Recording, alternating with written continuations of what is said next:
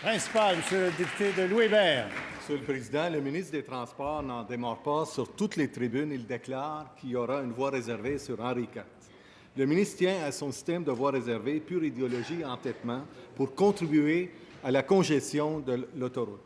Les citoyens de Québec n'en veulent pas, le maire de Québec n'en veut pas, les élus de la région n'en veulent pas. Hier encore, en marge de caucus son parti, le ministre persiste et signe en disant qu'il y aura des voies réservées. Ça, c'est sûr.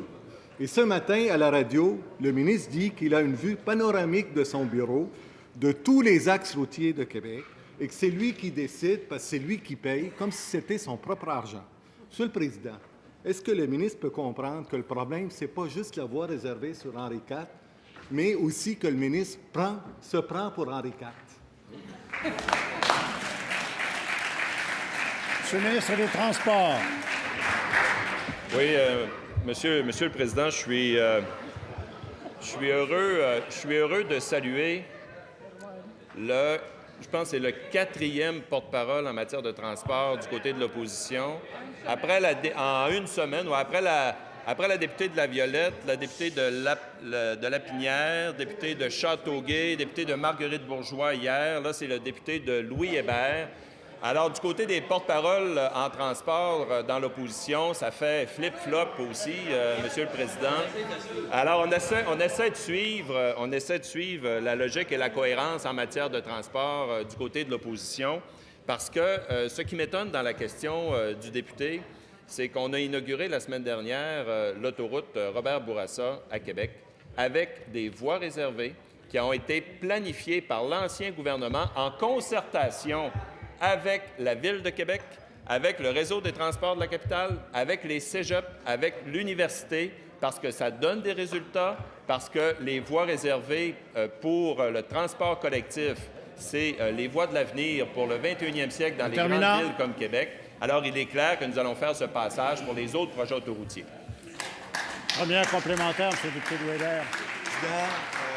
Henri IV, c'est-à-dire le ministre, il est contre la population, contre le maire, contre les élus, contre les citoyens de Québec, puis il ne veut pas entendre les gens de la région, Monsieur le Président. Nous autres, lorsqu'on a fait ça, Monsieur le Président, on a travaillé avec le maire, avec la Société de transport, avec les citoyens, avec les élus de la région. Est-ce qu'il peut enfin descendre de son trône à terre puis comprendre qu'à Québec, on n'en veut pas sa voie réservée Henri IV parce que les gens sont écœurés avec ça, parce que les gens veulent aller travailler. Monsieur le ministre des Transports.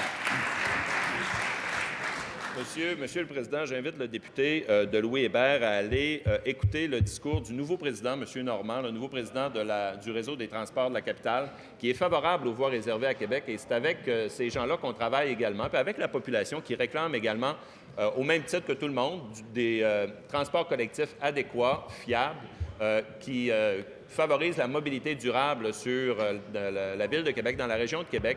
Parce que ce soit à la tête des ponts ou que ce soit à Val-Bélair, les deux extrémités de l'autoroute Henri IV, il y a de la densité, il y a du développement, il y a des nouvelles tours à bureaux et ça va prendre également de la mobilité durable entre ces coins-là. Deuxième question complémentaire, M. le député de Louis-Hébert. On parle d'Henri IV. Sa vue panoramique, elle est sur l'est. Henri IV est à l'ouest. Ça vaut la peine un petit peu de descendre de sa vue panoramique, de son trône, puis aller sur le terrain, voir les travailleurs, les mamans puis les papas qui transportent leurs enfants le matin, sont écœurés avec sa voie réservée. Est-ce qu'il peut travailler une fois, pour une fois, Monsieur le Président? Écoutez le maire, écoutez les élus de la région, écoutez les citoyens, écoutez les parents qui lui disent clairement, Monsieur Henri IV, pourriez-vous nous écouter pour une fois, s'il vous plaît?